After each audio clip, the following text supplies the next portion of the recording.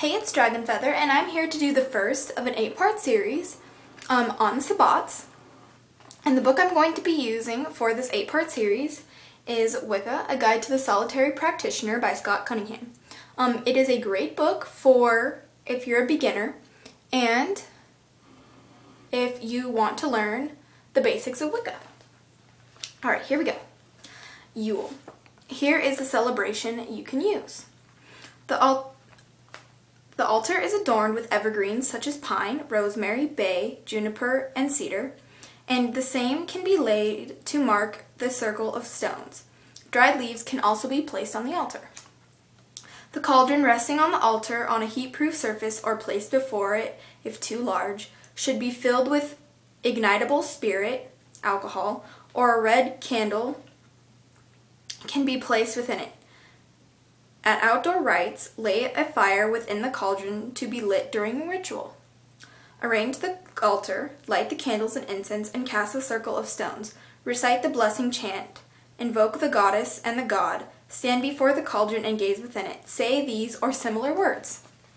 I sorrow not, though the world is wrapped in sleep. I sorrow not, though the icy winds blast. I sorrow not, though the snow falls hard and deep.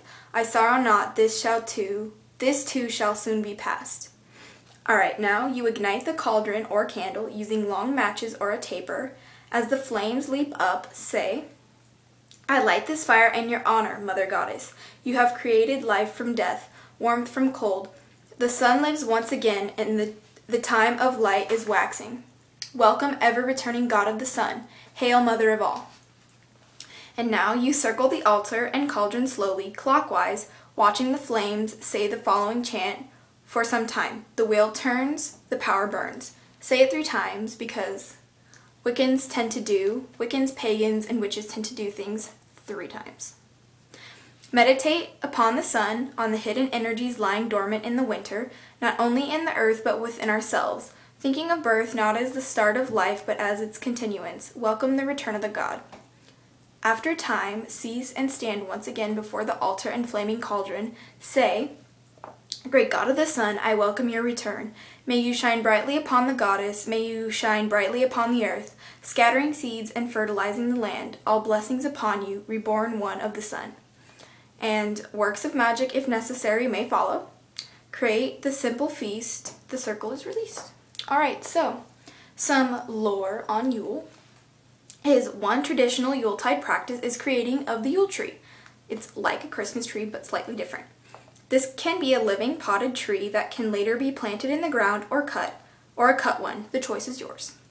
Appropriate Wiccan decorations are fun to make from strings of dried rosebuds and cinnamon sticks or popcorn and cranberries for garlands, to bags of fragrant spices that are hung from bows. Quartz crystals can be wrapped with shiny wire and suspended from sturdy branches to resemble icicles.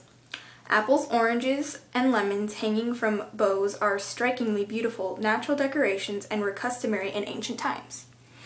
Many enjoy the custom of lighting the Yule Log. This is a graphic representation of the rebirth of the god within the sacred fire of the Mother Goddess. If you choose to burn one, select a proper log, traditionally of oak or pine. Carve or chalk a figure of the sun, such as a rayed disc or the god, the horn circle of the figure of the man, the symbol that I showed you in my symbol video, upon it with a white-handled knife, and set it alight in the fireplace at dusk on Yule. As the log burns, visualize the sun shining within it, and think of the coming warmer days. As to food, nuts, fruits such as apples and pears, cakes or caraways soaked in cider, and for non-vegetarians, pork are traditional fare.